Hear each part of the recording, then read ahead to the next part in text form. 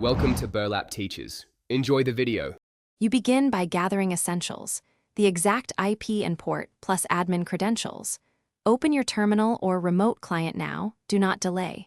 Once connected locally, verify your network route with a quick ping to the IP to confirm reachability. Make sure outbound ports are permitted by your firewall and prepare authentication keys or passwords. This avoids interruptions later.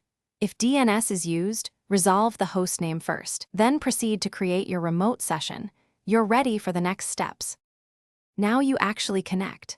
Type the SSH command or launch RDP and supply credentials when prompted. Expect a fingerprint check. Confirm it. Once logged in, run traceroute or telnet to the application port to confirm the service is listening. If services need starting, use systemtool or the appropriate init command. I recommend checking logs in /var/log or journoctl to trace errors. Make sure your user has sudo rights for configuration changes, and keep a second local terminal open to monitor net. Finish by restarting the target service, then immediately verify status and listen ports. Use SS or netstat to confirm binding. From a client, connect to IP, port with the correct protocol and validate expected behavior. Once done, save config changes and document the working IP and steps taken.